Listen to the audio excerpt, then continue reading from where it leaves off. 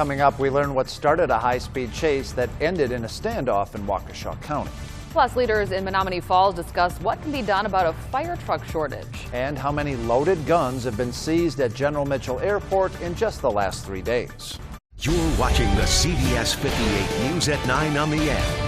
We start with breaking news from Milwaukee's south side. A police officer has been hurt in a crash. A few details are being released tonight. CBS 58's Brittany Lewis spoke to a witness. She joins us live near 22nd and Greenfield. Brittany? Natalie, well, we know tonight from the Milwaukee Police Department that that officer has minor injuries because of this crash. You can see two vehicles involved, that Milwaukee Police SUV and then that pickup truck there. The Milwaukee Police Department has not said what led up to this crash, but said the driver of the truck, after hitting the squad, ran from the scene but was quickly caught by officers. Again, that officer has minor injuries. We did speak with someone who heard the crash. Here's what she had to say. The guy out of the truck just came out. He kind of looked around, took off his hat, and then just started running.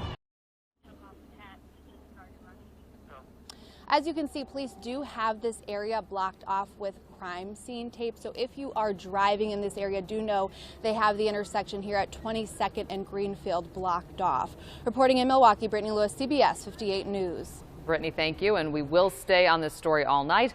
Our live coverage continues on the CBS 58 News at 10. And in the meantime, you can find the latest details on our website, cbs58.com.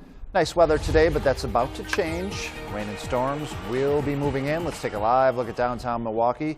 We are tracking that rain for you. Yes, we are. CBS 58 Chief Meteorologist Drew Burgoyne updates the ReadyCast. Hey, Drew. Hi, guys. We had some showers earlier on in the evening, a bit of a break, and now more will be developing later on tonight and on and off throughout the day tomorrow. Nothing severe. We're not worried about that. Notice Ready Doppler not really showing much across southeastern Wisconsin, but to the west, there are some showers starting to assemble. And like I said, we're expecting more of a wet day for your Wednesday. So as we get you ready going into tomorrow morning, temperatures will likely fall into the upper 50s by about 6 a.m. with some scattered showers. We'll see those lower 60s between 8 o'clock and 10 a.m. So plan on that rain on and off throughout the day, maybe a few rumbles of thunder.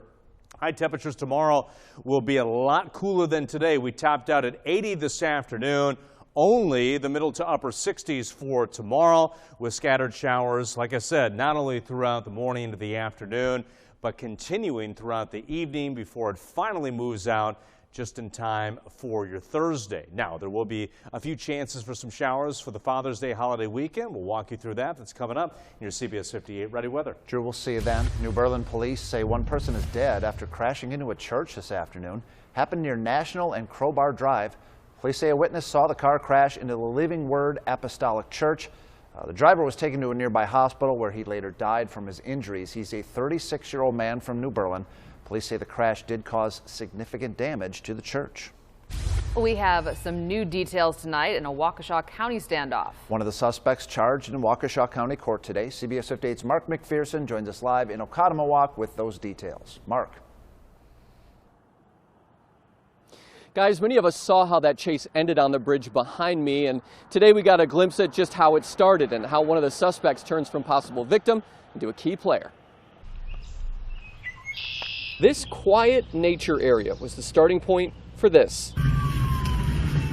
A chase and standoff that ended with officers opening fire. State of Wisconsin versus Kalen Sunday. And Sunday appeared in Waukesha County Court Tuesday, accused of starting that chase. Court records say Sunday and Nathan Halfman stole a van and a handgun from this home after meeting a man who paid her for sex. They were at Paradise Springs Nature Area when a DNR warden approached the van with Sunday behind the wheel.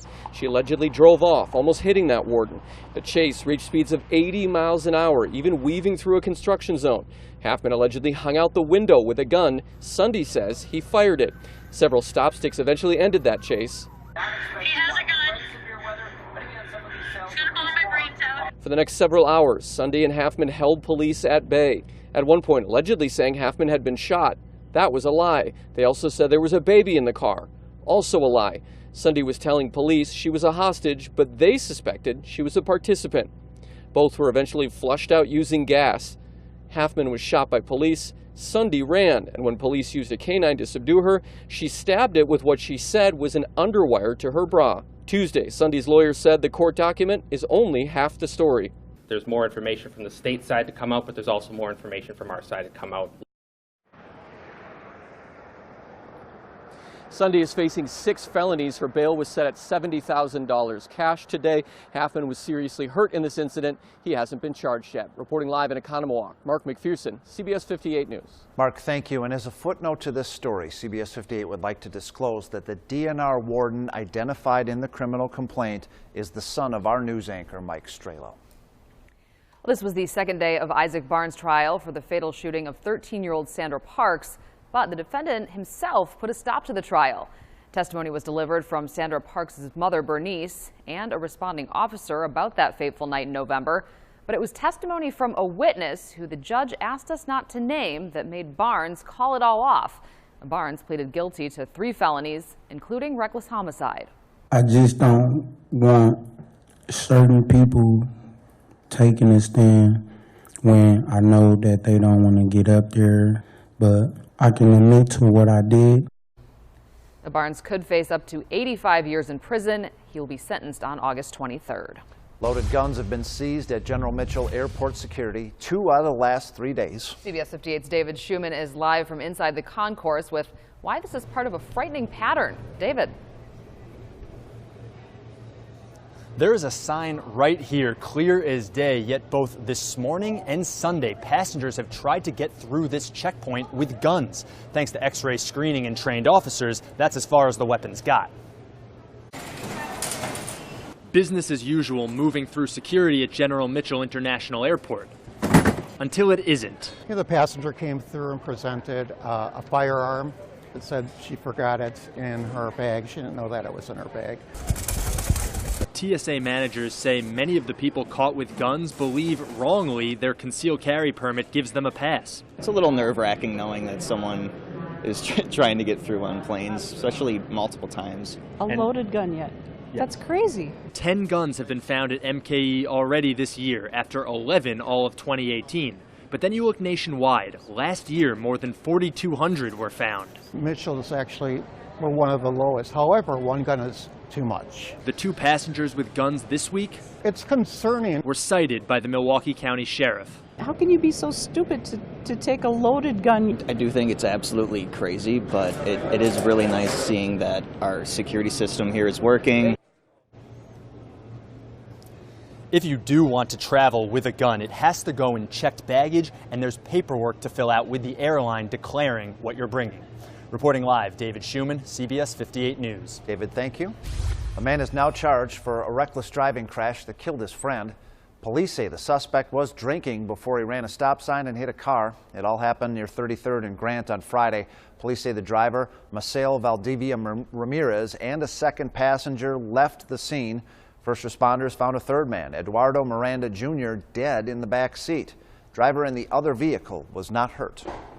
The Madison Fire Department is mourning the loss of their fellow firefighter tonight after a tragic end to the city's Ironman triathlon. The department says Todd Mahoney died at a Madison hospital after being pulled from the lake. He was an apparatus engineer for the 9 years he spent with the department. Officials say 61-year-old Michael McCullough also died during the competition. The Dane County Medical Examiner's Office says he had an underlying medical condition. We've learned more about a local man who died in a construction accident in Tennessee. 22-year-old Colin Sawaski was a Case High School graduate in 2014. He was a third-year apprentice for Premier Power Professionals in Racine. Sawaski was in Nashville working for Vulcan Materials when he was pinned by a front-end loader. He died at the scene. A family friend says the news, well, it still doesn't seem real. I can't believe it. I was at work thinking about it. Just thinking, my God, is it a dream or what? And I read an article from a Tennessean, and I just hope he didn't suffer. Vulcan says it is investigating what exactly happened. Meantime, Premier Power is not commenting on the incident. A California man has been sentenced to 11 years in prison for distributing meth to people in Milwaukee.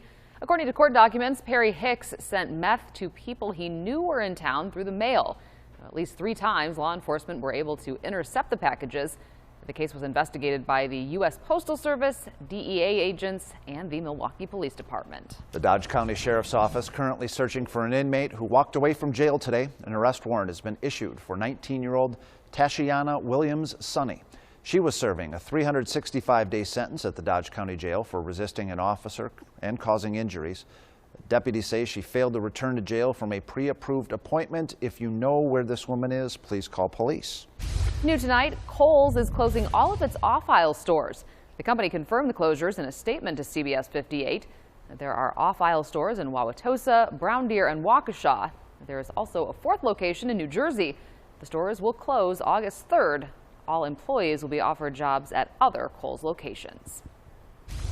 Well, the Packers are back on the practice field for the first day of minicamp. Now, it is mandatory, but it was unclear if Josh Jones would show up. He said he wanted to be traded. There could have been consequences if he was a no-show today. CBS 58's Christina Tuso is in Green Bay with more on Jones's appearance at minicamp.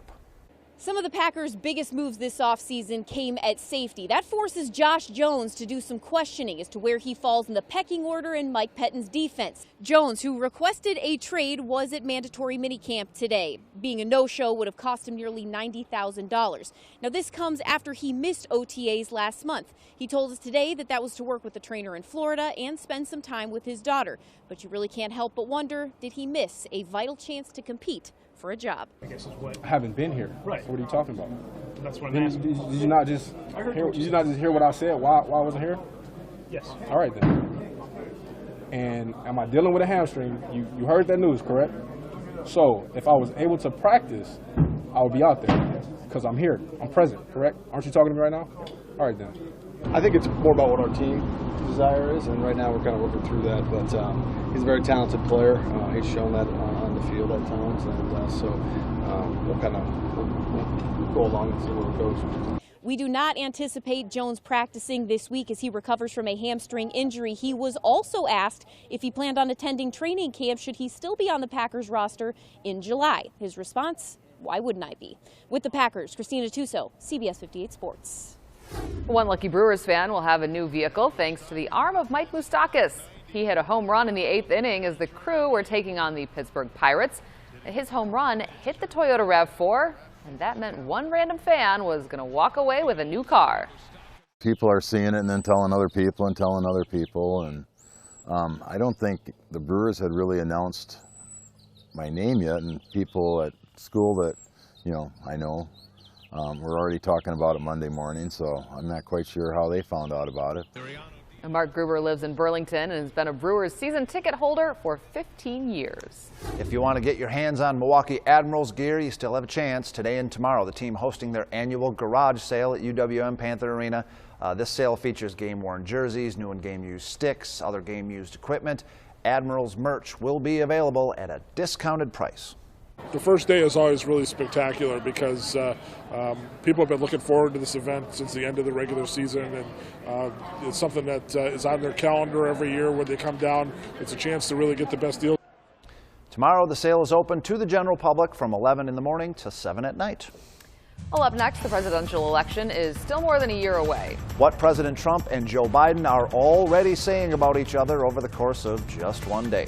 Plus, the new change made for students applying at Marquette University in the near future. And on the way at 9:30, lawmakers in Madison putting the final touches on the state budget, or are they? Major items up for debate.